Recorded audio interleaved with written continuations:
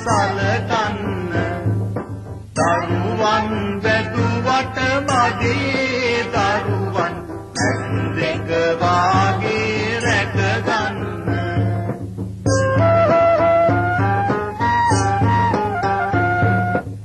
මත්නුවදුර ඇත තව එක පැත්තක ඔබේ